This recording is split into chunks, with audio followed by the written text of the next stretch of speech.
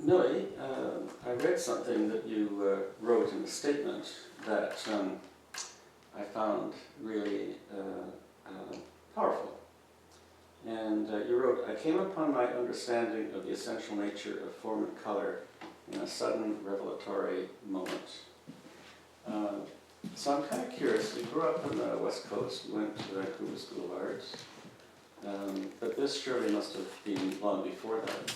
Maybe you could talk a little bit about how you came to be an artist and what motivated you, when you were quite young, I expect, what kind of event or circumstance might have led you to that route? Well, there were a couple of experiences that I had when I was young. I think the one that I was thinking of took place when I was 11 years old, but already by that time, by the time I was 6, I had decided I was going to be a concert pianist. And so I insisted long and hard enough that my mother allowed me to take lessons, which I had to take elsewhere because we didn't have a piano, and practiced at a neighbor's place. And then it was over time and a couple of other experiences that I gradually became more interested in visual art. And the experience that I had when I was 11 was a really powerful one. By this time I had got up the nerve to ask a group of women who I knew went out on painting trips if I could join them one afternoon, and I did. They were working with oil paints, and I had a little piece of wood with a piece of paper on it and some poster paints.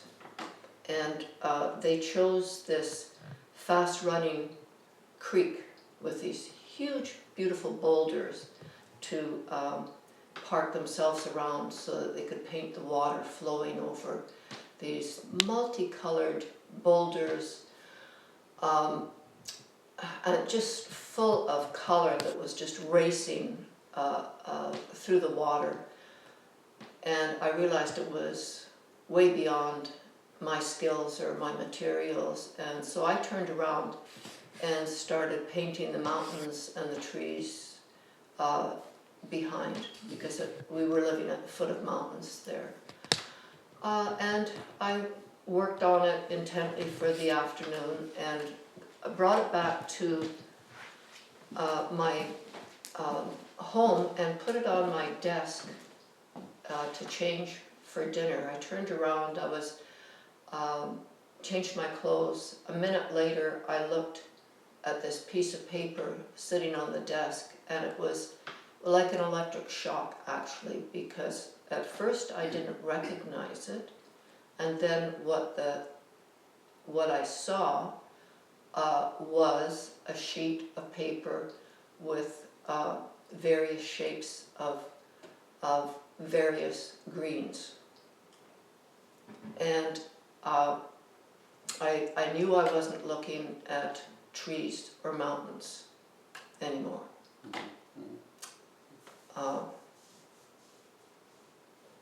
And of course I didn't have any language to really understand that with, but it was a very powerful physical feeling, I would say.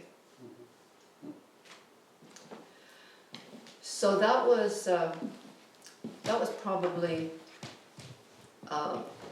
critical, a critical experience. An earlier one that I had was, and I remember this vividly, I was probably close to being removed from the crib, but I was still at the age where I found myself standing up, holding onto the bars of the crib, looking at the walls of my bedroom and deciding that I didn't like the color because it was what we used to call institution green, this muddied green that had so much black and white in it that it was almost like they were trying to erase color. erase its greenness. So yeah, those kinds of experiences. And then of course, through my teens, all the peer pressure and the fact that I realized that I couldn't draw as well as Michelangelo put a damper on things for a long time, so it took a while to reemerge this incredible drive. Like what you were just saying, Millie, I wonder if there's a particular way you would characterize what art does. And it was quite interesting hearing this anecdote about your experience of green painting. And yeah, I'm kind of curious, how do you, given that experience, how do you frame the idea of what an artist does or can do?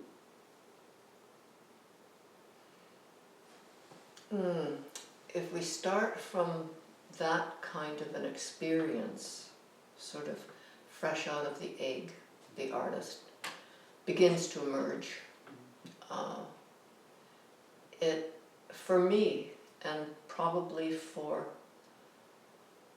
a lot of other artists, it's the discovery of a voice, of something that needs to be expressed. It's a freedom. It's a freedom. Essentially, it's a freedom. I mean, it certainly has been. I recognized it as being very important for me, that I was free to make things. In my case, it was mostly painting, mostly to do with color. In fact, you say the nature of your art is to resist words. Can you expand on that?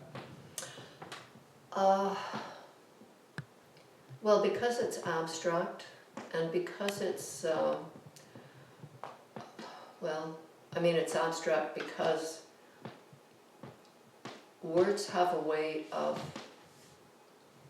boxing ideas, which it's a valuable thing for words to be able to do, so that you can examine the contents of the box and rearrange occasionally. But I want to work past that. I want to get past that in the first place. And just the nature of abstract painting does that. It doesn't want to be described in words. It wants to be felt. It wants to be experienced. It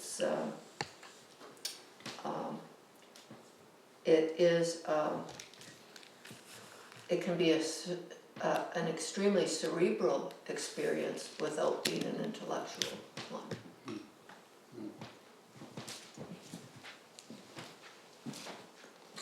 Do you want to explore that question of cerebral?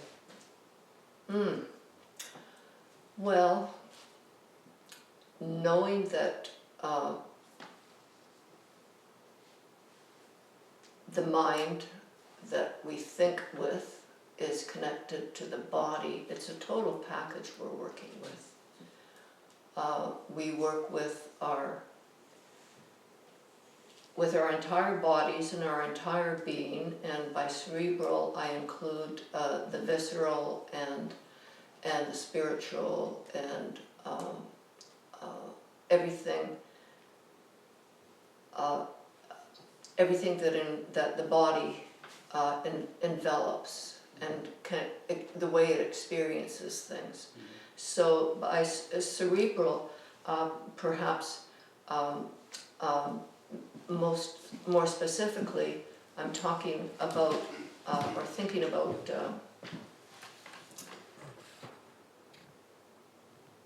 whatever the work generates that engages thought and feeling. It has to engage all of it. But for most of us, it's thought. I mean, this is how we communicate. So I don't know whether that explains it as fully as it could be explained, but that's really what I'm at. I want my work to be thoughtful, it's done thoughtfully, and I want it to be experienced with thought.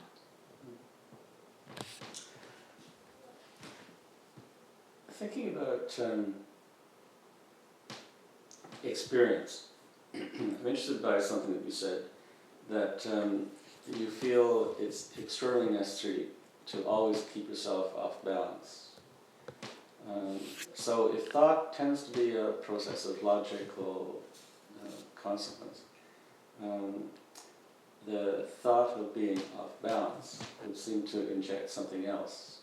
Do you want to talk about this question of off balance? Mm-hmm. No, it is very important. If you're thinking always logically, you're developing in a straight line. If you allow yourself to work off of accident and chance and any other lateral device you can engage, you keep on learning. For me, making art is a process, always experiment. It's always exploration. It's not about actually the discovery or reaching the goal. It's always a process. And to really if that's going to be a dynamic process, you need to find every way to keep yourself off balance. So that, and I've maybe gone too far in that regard in many different directions, and yet at the same time, maybe I haven't gone far enough.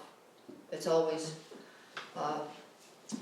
hard to know, but certainly in terms of my painting, I have done what I can. When I see that I'm working in some kind of a groove for too long, I deliberately disrupt that and move on. And sometimes that's held back the progress of certain areas of work, but it's just been essential for me.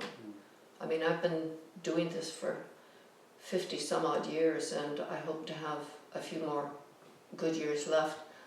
And I'm going to continue doing that because it keeps things moving, it keeps me moving, it's a way of presenting challenges to myself. I'd like to talk about the work that you have here in the studio. Do you want to explore that for me? Yes, this work began, maybe a couple of years ago. First of all, because I live in the country and I don't have ready access to all the materials that I might want at a time, I quite regularly, this is another way of setting up challenges for myself, is I order a batch of panels or a batch of stretchers of different sizes, different dimensions, that I'm not really sure what I'm going to be doing with, and maybe have no idea what I might want to do. In any case, by the time I get them, all of my ideas have changed. And this happened with this particular body of material. I started with the two in the upper right, and basically they started as two orange panels. And then I decided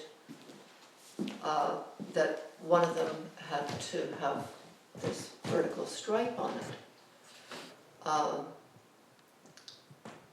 And that locked things down in terms of developing the rest of the panels, which I still wasn't really sure. I was still exploring all kinds of ideas about where this work might go, how many panels would constitute the entire work. And it is essentially, this process is really no different, it just looks different than the way I painted 30 years ago when I stretched canvas on my painting board here on the floor, and I would do preliminary sketches and test pieces and prepare batches of paint. And when I felt that I was ready, I would start and finish the canvas, usually the work in one fell swoop. Might be a large painting, but by that time I would have had sort of gone through all of the scenarios of what might be possible, and I had what I considered enough ammunition at hand. Not that I had to use all of the stuff that I had mixed, but I wasn't going to be interrupted. I'm working with acrylic, it's very fast, so it was very important that I have everything totally prepared before I began the canvas. And in a way, working on this panel piece, even though it looks much more controlled, much more deliberate, much more like it came from a logical development, was done exactly the same way. It developed, changed direction a bit at a time. Not with the test pieces, not with batches of paint made up, but more mental processes were at work. And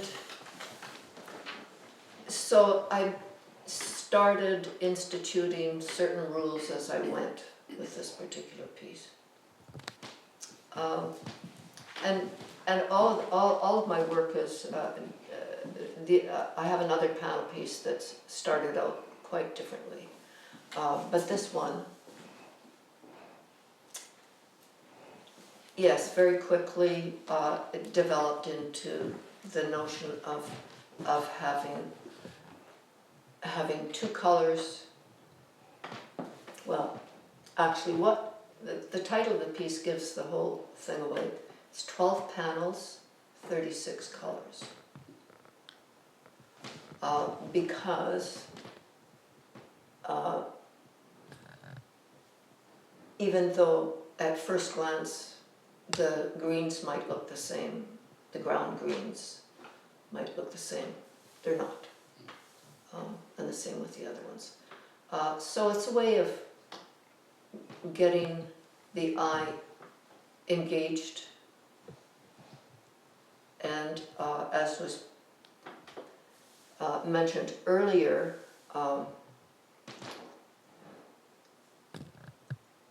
keeping the eye moving through the piece, finding some way of keeping the eye engaged with the piece for as long as possible. And in that way it becomes a contemplation at a certain point. Now this piece, Millie, is at least visually rigorous. And I'm thinking back to some earlier work that I'm familiar with, where the paintings were larger, and they had I'm not quite sure how to describe it, but they had a much more fluid, episodic, almost, if I can use the word, poetic assembly of the marks on the canvas. I'm thinking of perhaps the one in your dining room downstairs in the house. And I wonder if you can talk about the means by which you move from one body of work to another, and how the vocabulary changes, or perhaps doesn't change, I don't know. Well, the work that you're referring to downstairs was done in 1987, 88, so there's a fair bit of water that has flowed down that river since. But how I was working at that moment in time was that particular painting was done all at once, as I described to the process a little earlier, where I had I'd spent perhaps a week or two thinking about what I might do, doing some preliminary sketches, thinking about a previous work that might have instigated another development, and then spent the time mixing up different batches of paint. Because at the time I was playing around with minimal gesture and also with different viscosities and transparency. I was also a long period of work with minimal gesture and the skeleton of the gesture that was put on. It was a kind of process that meant that I had to be totally prepared with all the possible working materials before I began on the canvas. Once I wet the canvas and then began putting the ground on, I put the larger marks on, these gestural marks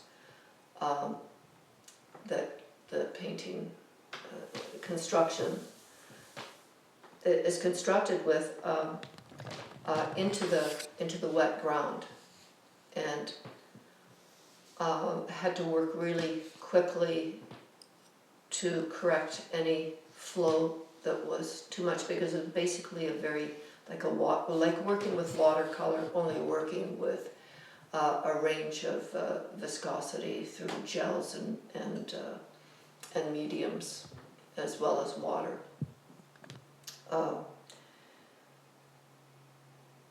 So the development, I mean, there's a lot of things happened after that. After that period, the work started, the grid started showing up. It shows up in the painting downstairs to some extent, but it started to show up much more, with much more strength and regularity through the rest of the 80s. And then I went through a period of upheaval in my work and spent probably a year or two doing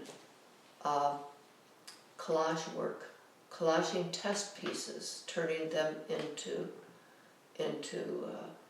paintings. And it was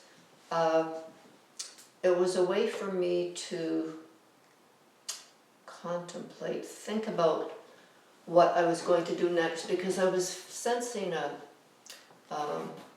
certain dissatisfaction in myself with where I was going. And it was that episode of the Voice of Fire that really fixed it for me.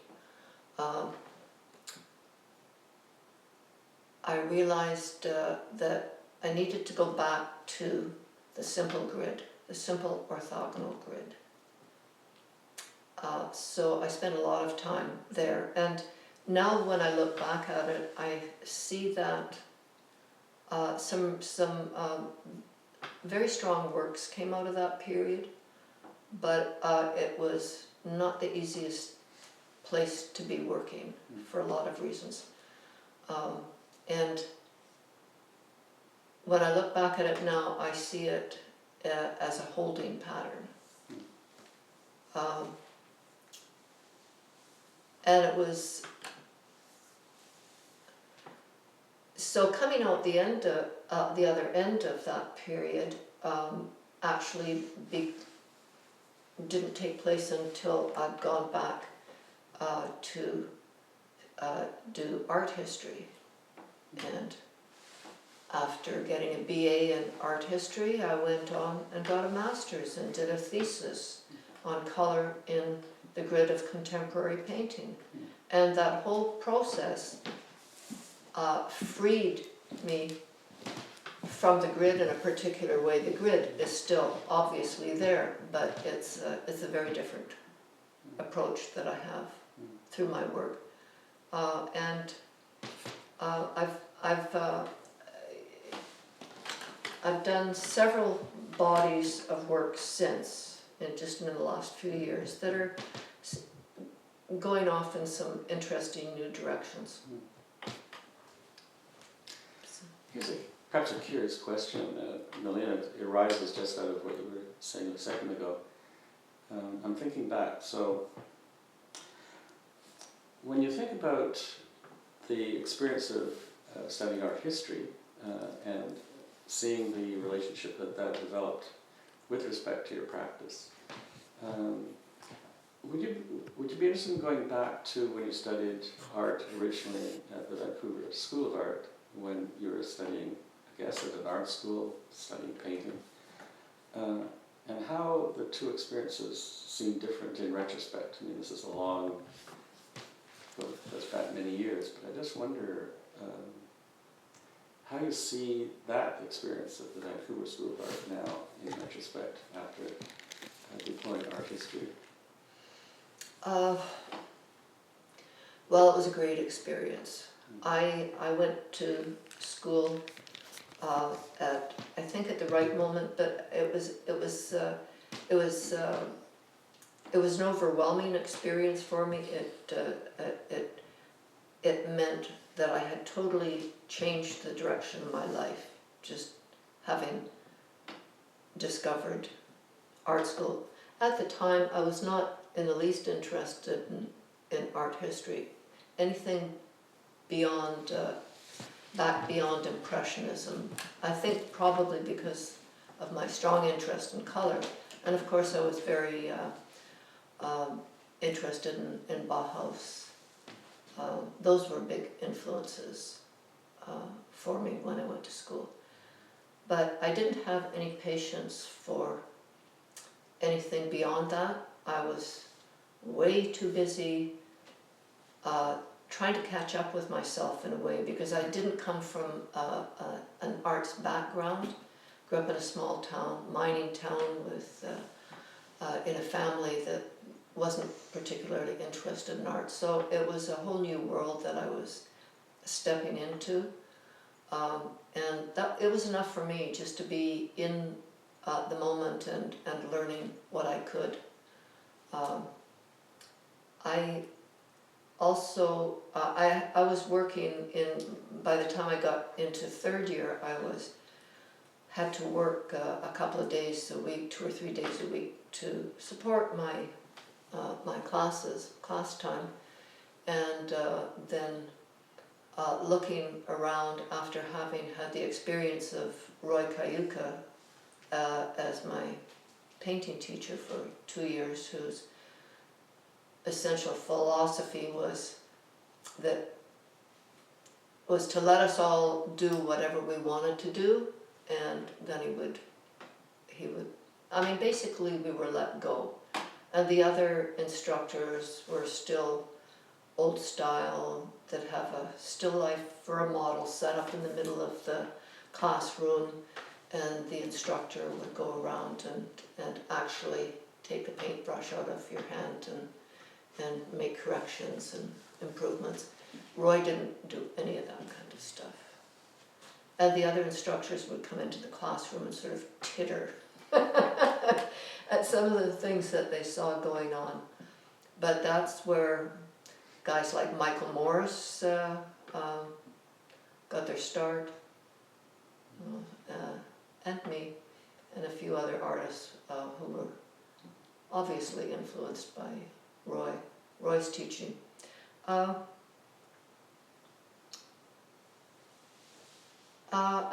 And because I really didn't have much in the way of background, I went headfirst into painting, moved to Toronto, and I don't for a minute regret that. And I also am quite happy that I held off doing any art history until I was old enough to really keep it in perspective with my work. And of course, one of the reasons that I went back was because I thought I wanted to write about the grid, which I had been working with in my work for so many years, but that got transformed to color in the grid of contemporary painting as a focus eventually. So that was good. It was a great experience. It helped me understand my place as an artist, which has gone through lots of difficulties over the years. Painting was declared dead long before I was born. It was declared dead over and over. It was bludgeoned to death through the 60s and the 70s, and still, you know, it survives. And abstract painting and all, you know, there are always these obstacles that one has to work against, and if you have enough drive and obstinance, that's what you do. Were there, when you went back to study art history, let's put it that way, were there particular historical incidents or historical practices that you found most interesting to examine?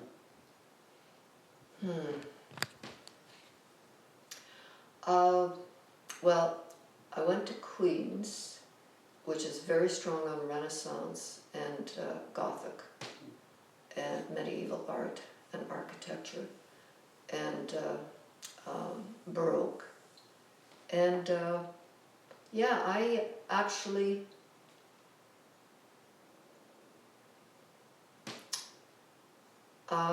I think medieval art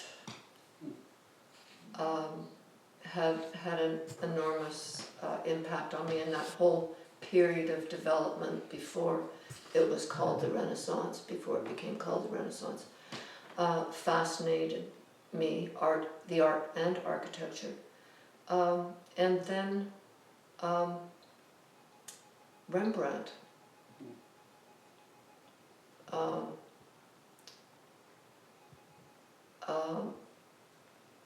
Particularly Rembrandt in that period.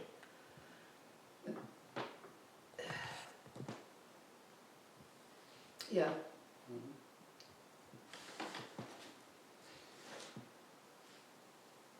I'm wondering what importance theory has had for you over the years in your practice.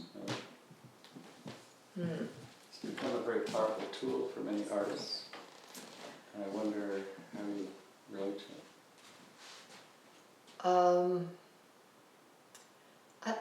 I have to absorb theory almost through my skin, by osmosis. I don't think that way.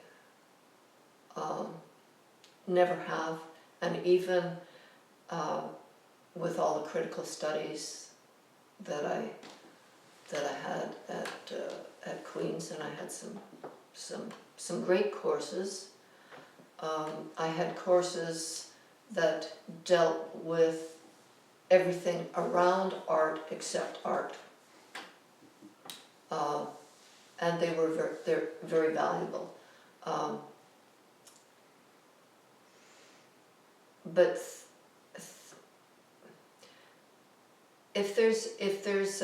there are theories abounding that I can argue with, but I couldn't actually write one out for myself and say this is the theory that I have. I mean, I can talk about how important color is. To me, it's important because it's so fugitive. It's something that can't be pinned down. It's like how I saw myself when I was a kid. I never wanted to be pinned down. I was always daydreaming. I was out there with the clouds that I could see.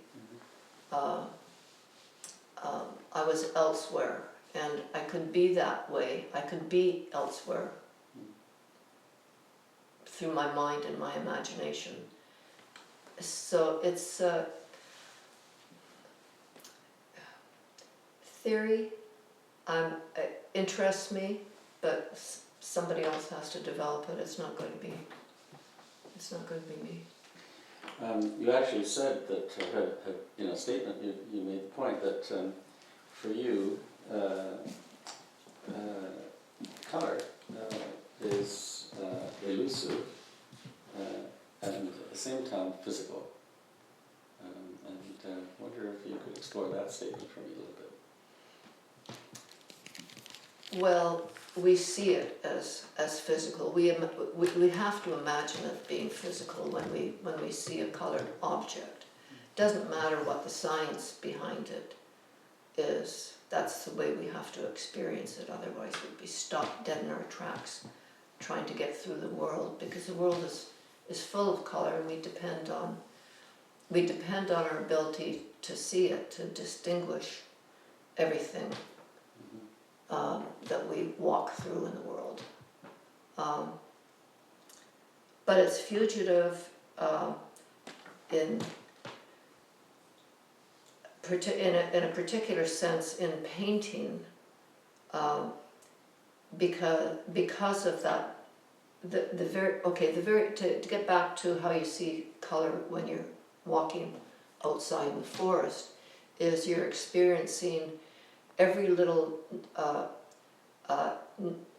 bit of yellow that comes out of the green, as opposed to the blue that's coming out of the same green, and you're accentuating the light as opposed to the dark in everything that you see, and that's how you can actually make your way through the forest. And when you're looking at a painting, the color is there, and it disappears because it's dependent on the context that it's in. So, there's always that complementary contrast that's going on, where your eye is this mechanism is doing all kinds of things that get transmitted to the brain that tell you that this is an orange red, when in fact you put it in another place and it's a deep maroon red. So it's untrustworthy. You can't pin it down. Millie, in the 50 years since the Sculpture 67 exhibition, which was, of course, sculpture, but practices have changed exponentially since. And as you mentioned a few minutes ago, painting has been declared dead so many times, and yet it has survived. But nonetheless, those changes have surely impacted on painting. And how do you see the impact of the changing art practices, the exponential explosion of art practices since 1967, in light of your own work and your own practice and your dedication to painting? Well, I think it's ultimately a really great thing that the whole field has expanded the way it has, and it certainly keeps painting from dying. Mm-hmm. It does, because it keeps painting. Anybody who's interested in exploring what we call painting on their toes. There's no way it can fall into repeating itself endlessly. It just can't do that. There's always something new to be discovered in painting, and that's something that I think we've learned over the last few decades. So I think it's energized painting and other traditional forms, what we call traditional forms, as well.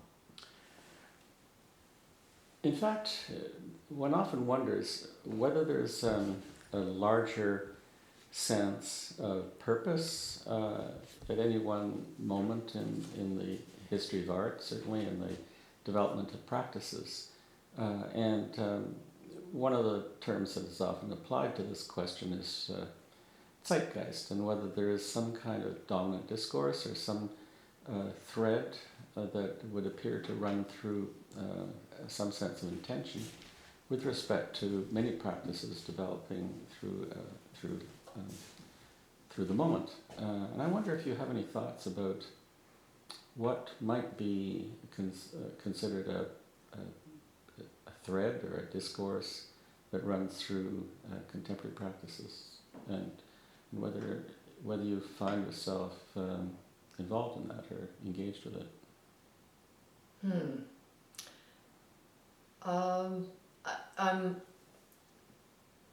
The notion of zeitgeist has been around for a very long time. I remember the exhibition in the 90s at the AGO exploring the zeitgeist.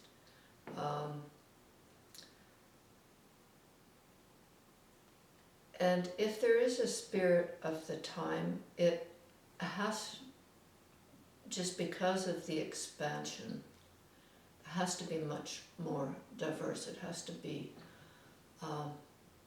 more inclusive. And that means including art that focuses on social and political and cultural issues, as well as art that doesn't. Art that I just saw some beautiful photographs of Christo's walkway on the lake in Switzerland. It is an amazing work, and I'm so regret that I never had the experience of walking on it while it was up for the 3 weeks, or walking through Central Park. He's or been there to experience running fence, except in videos and stuff like that. His work is ultimately about giving moments of joy and the opportunity to rethink everything, the expected, and turn it into something else. And I think that happens in many different ways that are completely abstract. I mean, joy, the necessity to express joy is still and always will be important. Joy and hope. When I think of Christo, I think of not necessarily something ensconced within the audience for art, that the audience that goes to galleries and such, but also the general audience, the general public, because he works so much with that audience. And I'm kind of curious to what extent the general public or that larger audience is important to you.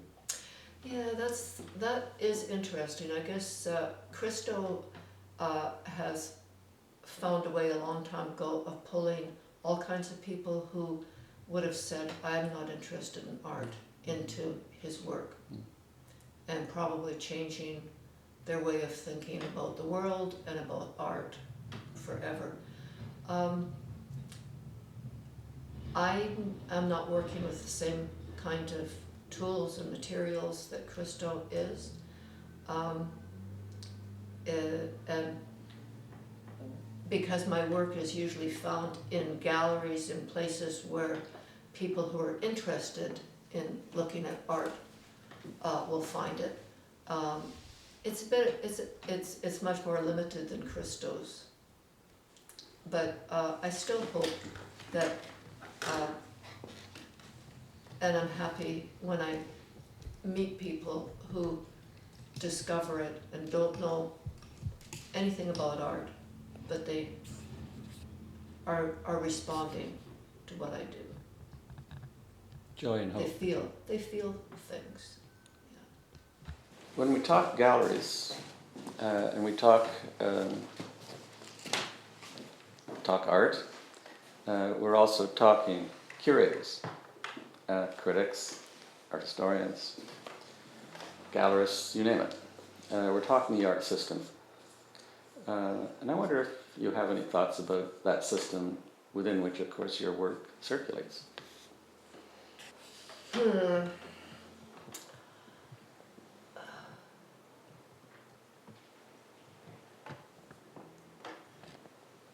I think I feel a fair bit of irritation with most of it, really. And I have not gone out of my way to, certainly not until fairly recently, have I made any effort to reach out to curators or critics at all. In fact, quite the reverse. I've been quite happy to work in the shadows. But I mean, I just now, I think maybe my skin is a little thicker now and I can handle it a little bit better. But I don't want to imagine that any curator or critic has that much power to define my work, because when they do that, then it's almost as if they're defining who I am. And it's never going to be a singular picture anyway. So I've always been very nervous about that. I look at the example of Gerhard Richter, who has been championed by Benjamin Buchloh from the beginning. But Buchloh kept making the point in his writing that when he was referring to the color charts, particularly, that Richter was not interested in color. And I think Richter has proven him wrong without ever arguing with his friend, otherwise, without arguing with him, by expanding what began as a pop art idea, the notion of the color chart, and turning that into paintings that were still being called color charts. However, there's the thing about language. When you give it that label, you think of it as a color chart. They weren't. They were paintings, and they were exploring color. You'd never see a color chart like the 4,900 paintings. And then finally, it's the show that he had at was it the Serpentine Gallery of the 4,900 colors, where it was he actually acknowledged that the paintings were about joy, the joy of color. And then his decision to use the grid, the color chart grid, for the Cologne Cathedral windows. That was a major and very important statement about color.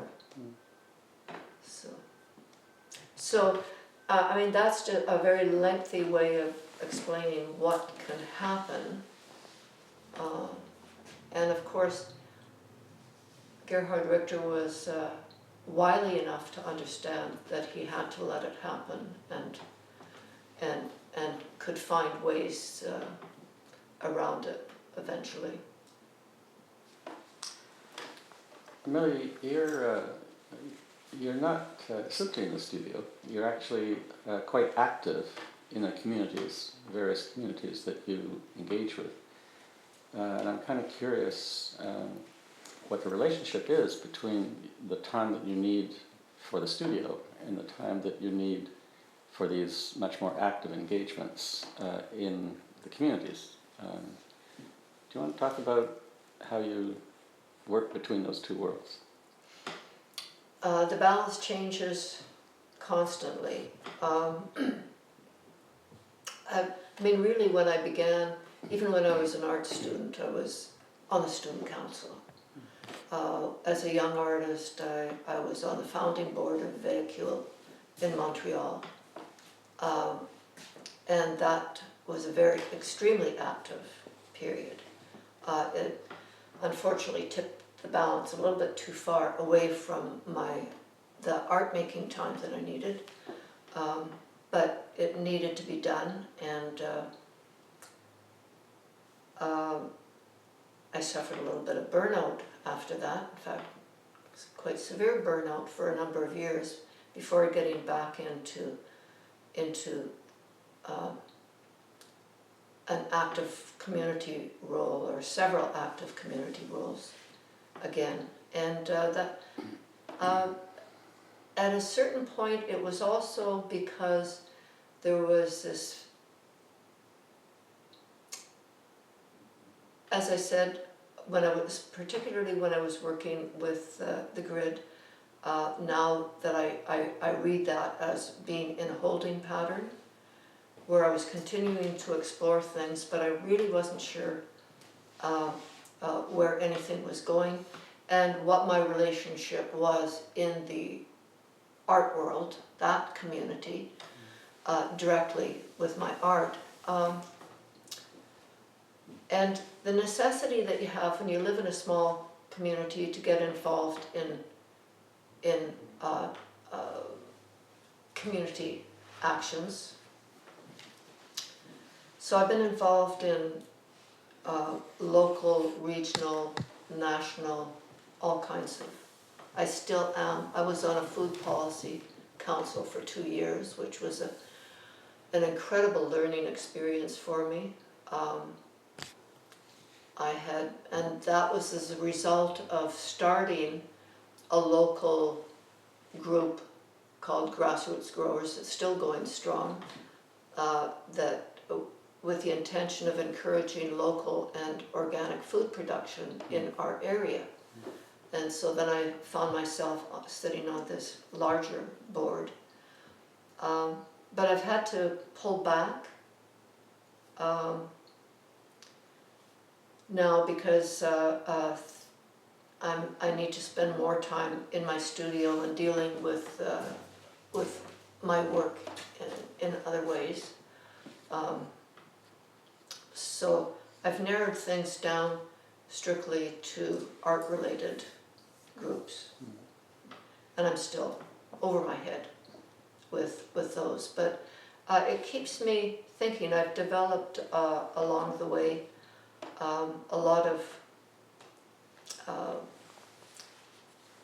leadership ability, and I like to be able to put it to use. I organized a one-week workshop for women artists that ran for 7 years. That was very successful for all the years that it ran, and I enjoy that. It's I believe very strongly in the collective, and sometimes through my work I feel that I don't get to express that, how important that is, the notion of the collective. And the collective is many different communities that we might belong to. Oh, that kind of brings up a question.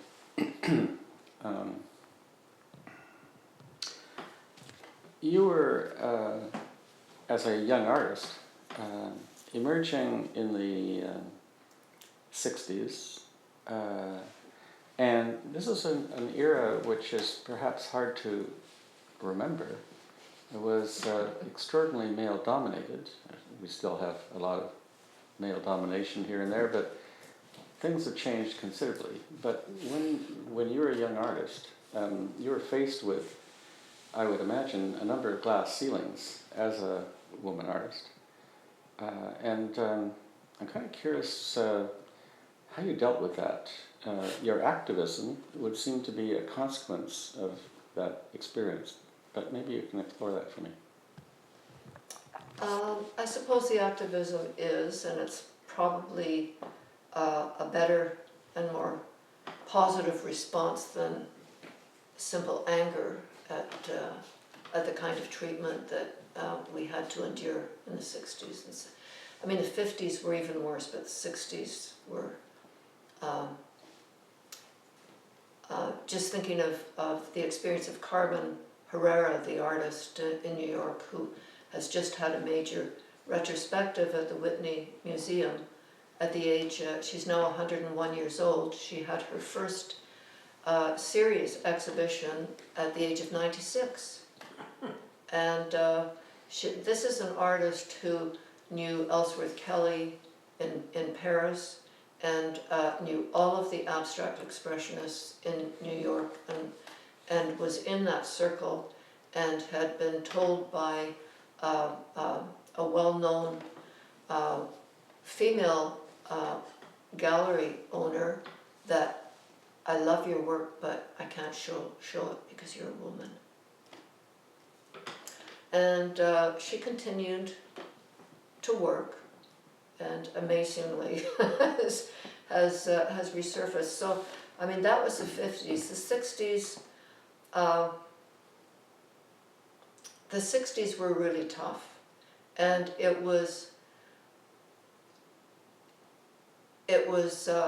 but it was very important. I think the only way you could survive it was by not claiming victim status, which is so many people have been doing in the last decade or so, that I think they're doing themselves a big disservice by claiming victim status. I think, I mean, it's one thing to acknowledge the inequities, but as long as they are there, and as long as you can't change the playing field, you have to find different strategies for dealing with it. And it wasn't easy then. It is a little bit easier now, but not really. Not really. It's just different. Perhaps that leads to another question, more personally speaking. I think every artist, in one respect or another, knows how hard it is to be an artist. And there are many approaches to a solution that artists have tried. Teaching, obviously, is one of them. But there are many solutions. Nonetheless, we all know that to be an artist is also to be engaged in some kind of perseverance. So I'm kind of curious, Millie, in your own case, in your own experience, despite all these problems that artists face, how have you managed to persevere? Bullheadedness. It's either do what I want to do, or I'm dead. I mean, I don't see any alternative. I really don't. It's like breathing. I can't will myself to stop breathing. Can't. So I have to continue working. It's just, that's it.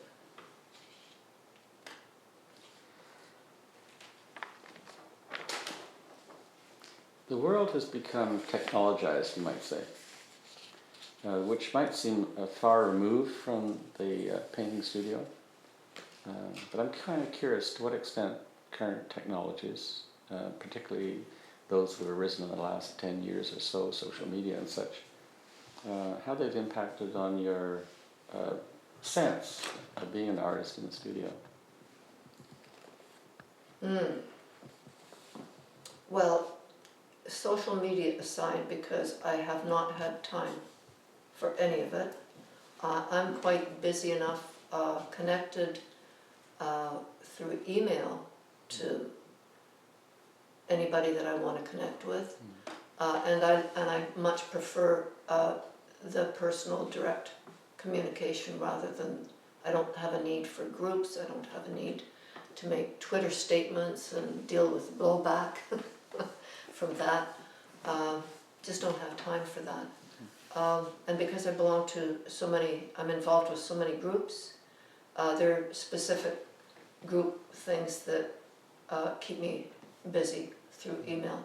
I mean, technology has been absolutely like everything else, it's had wonderful ups and wonderful downs. The great thing is now I'm living in Tamworth. I am connected to the world, and I have a website, so it's possible for other people to discover something about my work through that. So it's got some great benefits, and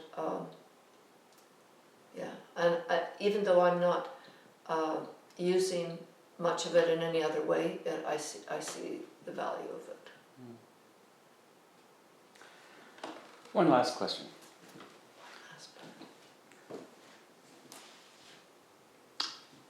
The core that has often been understood to define an artist has been a sense of their originality, that they are able to make originating statements, let's say. And that has been linked to the notion of an authentic experience. An authentic experience that can be perhaps conveyed to the viewer, to the audience, by virtue of it being authentic to the artists themselves through their ability to understand things in some original way.